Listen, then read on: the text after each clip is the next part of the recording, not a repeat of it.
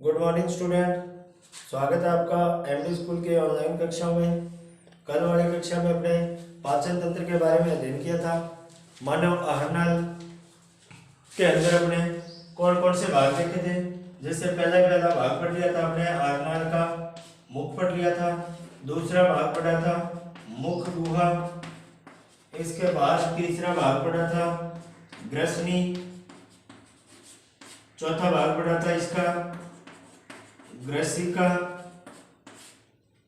और पांचवा भाग आज पढ़ना है अपने को आमाशय। एक बार इन ऊपर वाले भागों के बारे में दोबारा चर्चा कर लेते हैं। मानव के अंदर एक दरारनुमा मुख पाया जाता है, जिसके जो कि क्या है, ऊपरी और निचले ओष्ठों के द्वारा घिरा रहता है। और बताया कि इन ओष्ठों के ऊपर लेबियल ग्रंथियां पाई जाती है, जो कि इनको नमी प्रदान करने का कार्य करती है। मुख आगे वाली साइड किस में खुलता है? मुख गुहा में खुलता है। मुख गुहा के अंदर आपको क्या क्या होता है कि एक तो पेशीय मांसल जीभ पाई जाती है। क्या पाई जाती है? पेशीय मांसल जीभ पाई जाती है। और यह जीभ मुख गुहा की फर्श से या अपने बोल सकते हैं अधर तल से झिल्ली द्वारा जुड़ी रहती है, जिसको बोलते हैं अपने फ्रेनुलम। क्या बोलते हैं? कौन सी झिल्ली? फ्रेनुलम झिल्ली। इसके अलावा बताया आपको कि जीभ के ऊपर स्वाद अंकुर या स्वाद कलिकाएं पाई जाती है, जो कि अपने को विभिन्न प्रकार के स्वाद का ज्ञान करवाती है। और बताया आपको इसके अंदर कि जो मुख गुहा है, इसके अंदर पाए जाते हैं दांत। इनके ऊपर पाया जाता है कठोर इनेमल का आवरण। और इनेमल जो है वो क्या है? शरीर का सबसे कठोर पदार्थ बताया था। सबसे कठोर पदार्थ जो है इनेमल है। ठीक है। ये दांत बताए थे आपको कितने प्रकार के? 4 प्रकार के। कौन कौन से? कृदनक, रत्नक, अग्रचौर्णक और चौर्णक। ये 4 प्रकार के दांत बताए थे आपको मनुष्य के अंदर। कृदनक की संख्या कितनी बताई थी? 4 + 4, ये भी 4 नीचे वाले जबड़े में और 4 ऊपर वाले जबड़े में, यानी टोटल इनकी संख्या कितनी होगी? 8। रत्नक की संख्या बताई थी आपको 2 नीचे वाले जबड़े में और 2 ऊपर वाले जबड़े में, टोटल कितने हो गए? 4। अगर चौर्णक कितने बताए थे? 4 नीचे वाले जबड़े में और 4 ऊपर वाले जबड़े में, टोटल कितने हो गए? 8। और चौर्णक थे वो कितने थे? 6 नीचे वाले जबड़े में और 6 ऊपर वाले जबड़े में, टोटल कितने हो गए? 12। यानी इनका टोटल हो गया 32। इनमें से चौर्णक के अंदर आपको ये बताया था मैंने कि जो इसकी तीसरी जोड़ी है, जिसको बोलते हैं अपने तीसरी जोड़ी, उसको क्या बोलते हैं? अक्कलदाढ़ बोलते हैं। क्या बोलते हैं? अक्कलदाढ़। जो कि वयस्क मनुष्य के अंदर यानी कितनी आयु में, लगभग 25 से 28 वर्ष की आयु में आती है। और मनुष्य के अंदर यह क्या है? एक प्रकार का अवशेषीय अंग है। ठीक है। इसके बाद अपने बात कर रहे थे नेक्स्ट भाग की। जो तीसरा भाग था उसको बोला हमने ग्रसनी। क्या बोला? ग्रसनी। ग्रसनी एक मुख गुहा के नलिकाकार संरचना के अंदर खुलती है, जिसको क्या बोलते हैं अपने? ग्रसनी।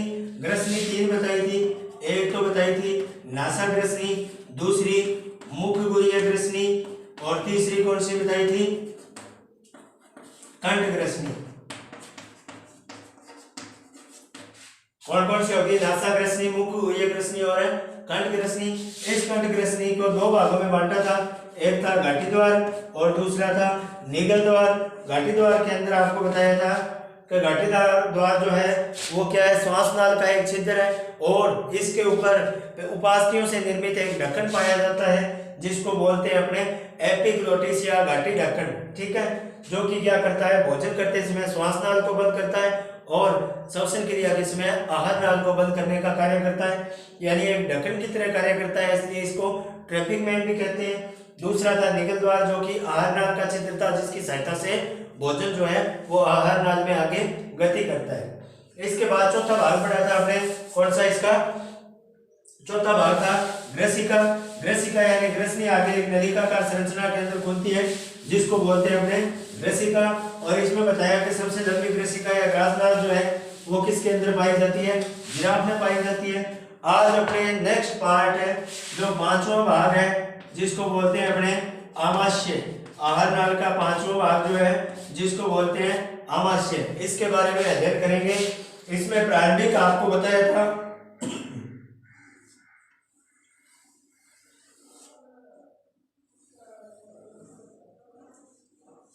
तीन भाग होते हैं इसके, किसके, अमाशय के।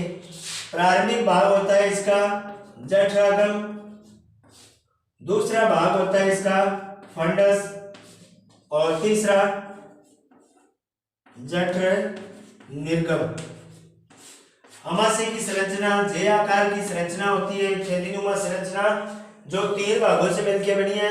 प्रारंभिक भाग जठरागम, बीच का भाग फंडस, जो कि लगभग क्या करता है, इसे अमाशय का 80% भाग निर्मित करता है, और तीसरा भाग हो गया जठर निर्गम भाग। ठीक है, जठरागम भाग, पहले भाग के बारे में बात करें तो जो ग्रसिका है वो एक नलिका रूपी संरचना के अंदर खुलता है, जिसको बोलते हैं अपना जठरागम, यानी अमाशय का प्रारंभिक भाग क्या कहलाता है, जठरागम कहलाता है। इसके बाद फूली हुई संरचना दिखाई दे रही है अपने को, ये जे आकृति की, जिसको बोलते हैं अपने फंडस या बॉडी, जो कि क्या करती है, अमाशय का 80% भाग निर्मित करती है, और अधिकतर पाचक एंजाइमों का स्त्रावण जो है वो इसी भाग के अंदर होता है। ठीक है, और इसका अंतिम भाग जो है जिसको बोलते हैं जठर निर्गम, जो कि क्या है, अमाशय का अंतिम भाग, जो आगे चलकर छोटी आंत के प्रारंभिक भाग ग्रहणी के अंदर खुलता है, एक नलिकाकार संरचना के रूप में छोटी आंत के प्रारंभिक भाग ग्रहणी के अंदर खुलता है। ठीक है, तो ये बात हो गई अपने अमाशय की। अमाशय के अंदर भोजन लगभग 4 से 5 घंटे तक रुका रहता है। यहाँ पर अपने एक प्रश्न उठता है कि भोजन के पाचन की बात करें तो भोजन का जो आंशिक पाचन है वो कहाँ प्रारंभ हो जाता है, अमाशय के अंदर। ठीक है, आपसे प्रश्न पूछा जाए कि भोजन का आंशिक पाचन कहाँ होता है, तो कहाँ होता है, अमाशय में। और ऐसे पूछ लिया जाए कि भोजन का संपूर्ण पाचन कहाँ पे होता है, तो भोजन का संपूर्ण पाचन जो होता है वो छोटी आंत में होता है। ठीक है, ये हो गई अमाशय की बात है। एक बात और है यहाँ पर अमाशय के अंदर, कि अमाशय के अंदर पाई जाती है ऑक्सेंटिक कोशिकाएं। कौन सी कोशिकाएं, ऑक्सेंटिक कोशिकाएं। इन ऑक्सेंटिक कोशिकाओं के द्वारा HCl यानी हाइड्रोक्लोरिक अम्ल का स्त्रावण किया जाता है। किसका स्त्रावण किया जाता है, हाइड्रोक्लोरिक अम्ल का।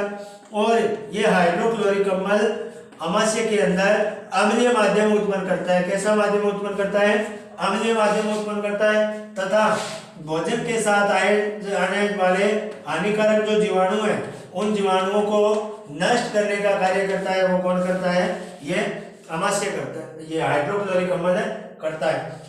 तो आपसे एक प्रश्न और बन गया यहाँ पे कि अमाशय की ऑक्सेंटिक कोशिकाओं के द्वारा कौन सा अम्ल स्रावित किया जाता है, हाइड्रोक्लोरिक अम्ल।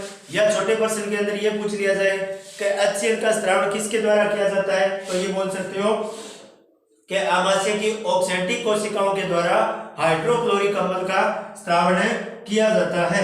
ठीक है, और ये हाइड्रोक्लोरिक अम्ल भोजन को अम्लीय माध्यम प्रदान करता है तथा भोजन के साथ जाने वाले हानिकारक जीवाणुओं को नष्ट करने का कार्य करता है। ये हो गया अपना अमाशय। इसके बाद आहार नाल का नेक्स्ट भाग आया था आंत्र। आंत्र को अपने दो भागों में बांटा था। एक थी अपनी छोटी आंत और दूसरी थी बड़ी आंत।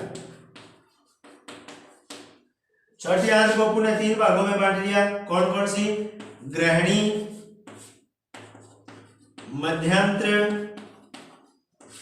और क्षुद्रांत्र। और बड़ी आंत को फिर 3 भागों में बांटा था, अंधनाल, बृहदांत्र और मलाशय। ठीक है, आंत को कितने भागों में बांट दिया, 2 भागों में, एक छोटी आंत होगी और एक बड़ी आंत। छोटी आंत की लंबाई मानव के अंदर लगभग 6.5 मीटर होती है। कितनी होती है, 6.5 मीटर होती है। और जो ये छोटी आंत है ये मानव के अंदर 3 भागों के अंदर विभेदित है। कितने भागों में, 3 भागों में विभेदित है। इसका प्रारंभिक भाग जो है ग्रहणी यानी अमाशय का जठर निर्गम भाग है, नलिका रूपी संरचना के अंदर कहां पर आकर खुलता है, ग्रहणी के अंदर खुलता है। और इस भाग की लंबाई है लगभग 25 सेंटीमीटर।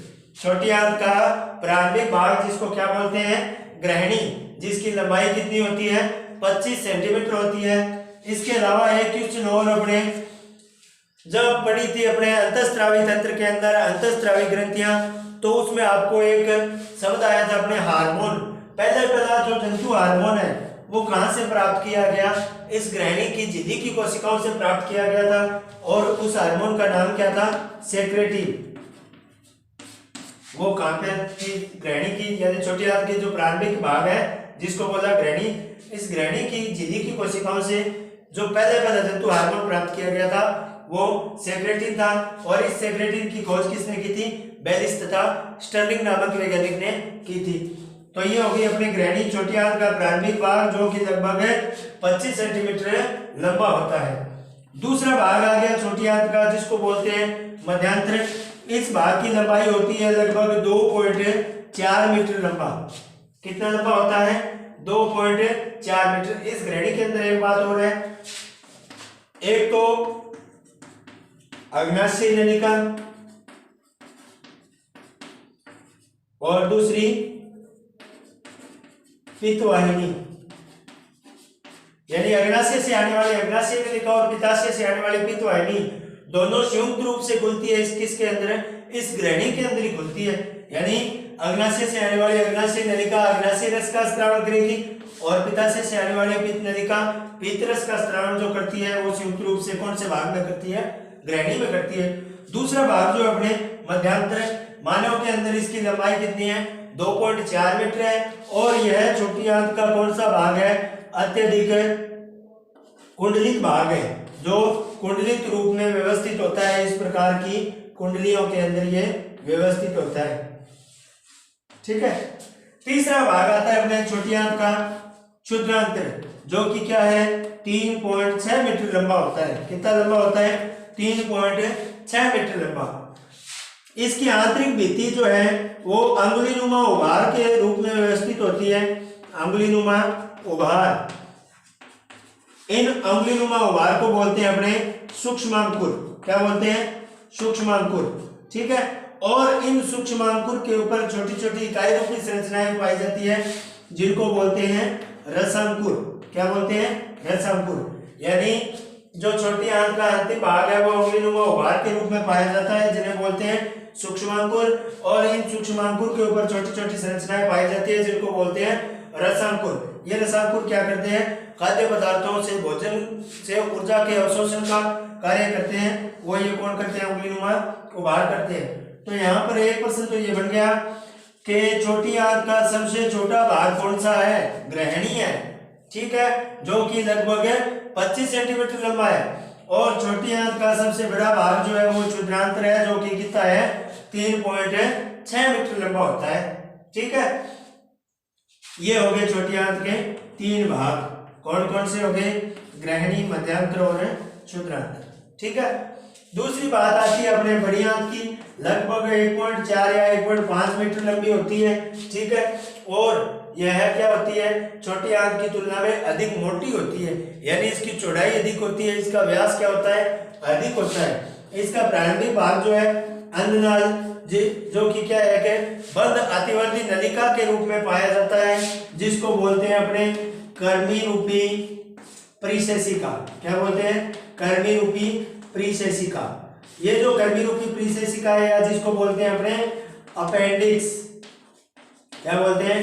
कर्मी रूपी परिशेषिका या अपेंडिक्स है। ये मानव के अंदर क्या है? एक अवशेषीय अंग है। कैसा अंग है? अवशेषीय अंग। ठीक है।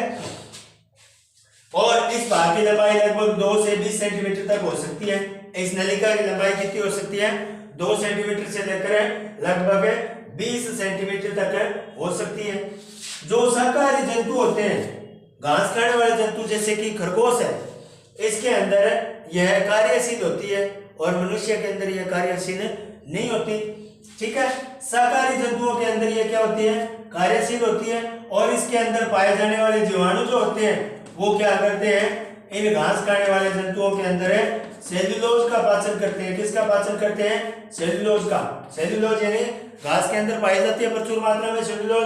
और इस सेल्यूलोज का पाचन यानी शाकाहारी जंतुओं की जो अपेंडिक्स है इसके अंदर पाए जाते हैं सेल्यूलोज का पाचन करने वाले जीवाणु जो क्या करते हैं? इस घास में पाई जाने वाले सेल्यूलोज का पाचन करने का कार्य करते हैं। दूसरा भाग आ गया बृहदांत्र। यह छोटी आंत का कुंडलित भाग है जो कि क्या है, अनेक भागों में विभाजित होता है। जैसे इस प्रकार की संरचना देखते हैं अपने छोटी आंत के बाद में बड़ी आंत के अंदर। ये 3 भागों के अंदर विभाजित है, आरोही भाग, अनुप्रस्थ भाग और अवरोही भाग। ठीक है। और इसके अंदर जो ये पाउच जैसी संरचनाएं दिखाई दे रही है बड़ी आंत के अंदर, ये पाउच नुमा संरचनाएं अपने को दिखाई दे रही है। इन पाउच नुमा संरचना को बोलते हैं अपने होस्ट्रा। क्या बोलते हैं? होस्ट्रा। ठीक है। तो बड़ी आंत का सबसे बड़ा भाग है जो कि आरोही भाग, अनुप्रस्थ भाग और अवरोही भाग के अंदर विभाजित होता है और पाउच नुमा संरचनाओं से निर्मित होता है। इन पाउच नुमा संरचनाओं को बोलते हैं अपने क्या? होस्ट्रा बोलते हैं। ठीक है। इसके बाद जो बृहदांत्र है आगे एक बुली हुई थैलीनुमा संरचना के अंदर खुलती है जो कि अपने आहार नाल का अंतिम भाग है या बड़ी आंत का अंतिम भाग कह सकते हैं, जिसको बोलते हैं मलाशय, जहां पर अवशिष्ट पदार्थ एकत्रित होते हैं। और यह मलाशय लगभग 3 से 4 सेंटीमीटर लंबी नलिका के रूप में शरीर से बाहर खुलता है, जिसको बोलते हैं अपने मल द्वार या गुदा बोलते हैं अपने। यानी मलाशय का अंतिम भाग 3 से 4 सेंटीमीटर लंबी नलिका के रूप में शरीर से बाहर खुलता है, जिसको मल द्वार या गुदा द्वार बोलते हैं। ये हो गई अपने आहार नाल। अब देखो आहार नाल अपने किन किन भागों के अंदर अध्ययन किया। आहार नाल का प्रारंभिक भाग मुख से लेकर अंतिम भाग मलाशय या गुदा तक अपने आहार नाल का अध्ययन किया। प्रारंभिक भाग पढ़ा अपने मुख, उसके पश्चात पढ़ा अपने मुख गुहा, उसके पश्चात क्या पढ़ा अपने ग्रसनी पढ़ा, ग्रसनी के पश्चात है ग्रसिका, ग्रसिका आगे एक फूली हुई जय आकृति की संरचना में खुलती है, जिसको बोलते हैं अपने आमाशय। आमाशय के बाद है आंत्र, जिसको बांटा 2 भागों में, एक छोटी आंत और दूसरी बड़ी आंत। छोटी आंत की लंबाई 6.5 मीटर और बड़ी आंत है 1.4 या 1.5 मीटर लंबी। छोटी आंत को बांट लिया 3 भागों में। पहला भाग ग्रहणी, दूसरा भाग मध्यांत्र और तीसरा भाग है क्षुद्रांत्र। छोटी आंत का सबसे छोटा भाग जो कि 25 सेंटीमीटर है और यहाँ पर अग्नाशय से आने वाली अग्नाशय नलिका और पित्ताशय से आने वाली पित्त वाहिनी दोनों नलिकाएं संयुक्त रूप से खुलती है। किसके अंदर है? ग्रहणी के अंदर खुलती है। ग्रहणी की झिल्ली से पहला जंतु हार्मोन खोजा गया जो कि स्टर्लिंग और बेलिस के द्वारा खोजा गया। कौन सा था? सेक्रेटिन। और छोटी आंत का सबसे छोटा भाग है जिसकी लंबाई है 25 सेंटीमीटर। दूसरा भाग आया मध्यांत्र, जो कि कुंडलित नलिकाओं के रूप में व्यवस्थित होता है और जिस भाग की लंबाई कितनी होती है? 2.4 मीटर। और तीसरा छोटी आंत का सबसे बड़ा भाग 3.6 मीटर लंबाई होती है इस भाग की। और इस भाग की आंतरिक भित्ति उंगलीनुमा उभार के रूप में पाई जाती है, जिनको बोलते हैं रसांकुर। ये तीनों भाग मिलकर आंत के क्षेत्रफल को बढ़ाने का कार्य करते हैं। क्या करते हैं? आंत के क्षेत्रफल को बढ़ाने का कार्य करते हैं और लगभग इस आंत के क्षेत्रफल को 600 गुना तक बढ़ा सकते हैं। ये कितना बढ़ा सकते हैं? 600 गुना तक बढ़ा सकते हैं। ठीक है। इसके बाद आई अपनी बड़ी आंत। बड़ी आंत लगभग 1.4 या 1.5 मीटर लंबी होती है, जो कि 3 भागों में पाई जाती है। प्रारंभिक भाग अंधनाल है, जिसको बोलते हैं अपने एक बंद अतिवर्ती नलिका के रूप में पाया जाता है, जो जिसे कर्मी रूपी प्रीसेसिका या अपेंडिक्स बोलते हैं। और इसकी लंबाई 2 से लेकर 20 सेंटीमीटर तक हो सकती है। मनुष्य के अंदर यह है कि क्या है? अवशेषी अंग है जो कि कार्यशील नहीं होता है। और जो शाकाहारी जंतु है, घास खाने वाले जंतु, उसके अंदर ये कार्यशील होती है। इसमें पाए जाने वाले जीवाणु क्या करते हैं? सेलुलोज का पाचन करते हैं। ठीक है। दूसरा भाग आ गया इसका वृहदांत्र। वृहदांत्र के आपको बात बताया कि यह भाग है आरोही भाग, अनुप्रस्थ भाग और अवरोही भाग से मिलकर बना है और यह अत्यधिक चौड़ा भाग है। छोटी बड़ी आंत का चौड़ा भाग है। इसमें पाई जाने वाली ये पाउचनुमा संरचना जो दिखाई दे रही है, जिनको क्या बोलते हैं? होस्ट्रा बोलते हैं। और इसका अंतिम भाग जो है तीसरा भाग, जिसको बोलते हैं मलाशय। ये मलाशय एक फूली हुई थैलीनुमा संरचना है जो कि बड़ी आंत का अंतिम भाग है, जो एक 3 से 4 सेंटीमीटर लंबी नलिका के रूप में शरीर से बाहर खुलता है, जिसको मल द्वार या अपने गुदा द्वार बोलते हैं। ये हो गई अपने मानव के अंदर आहार नाल।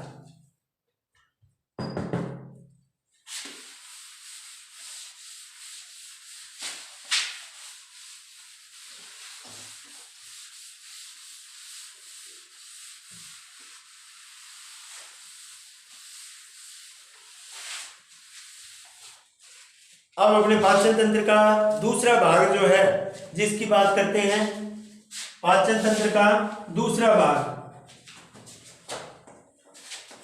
पाचन तंत्र का पहला भाग जो था वो कौन सा था? आहार नाल। अब बात करें अपने पाचन तंत्र के दूसरे भाग की। दूसरा भाग जो था अपने वो क्या था? पाचक ग्रंथियां। पाचक ग्रंथियों के अंदर आपको बताया कि पाचक ग्रंथियां जो है मानव के अंदर 3 प्रकार की होती है। कितने प्रकार की? 3 प्रकार की। पहली बताई थी आपको लाल ग्रंथियां, दूसरे प्रकार की बताई थी आपको यकृत ग्रंथि, और तीसरे प्रकार की ग्रंथि जो बताई थी वो कौन सी ग्रंथि थी? अग्नाशय ग्रंथि। इन पाचक ग्रंथियों के बारे में अपने चर्चा करेंगे पाचन तंत्र के नेक्स्ट पार्ट के अंदर। धन्यवाद।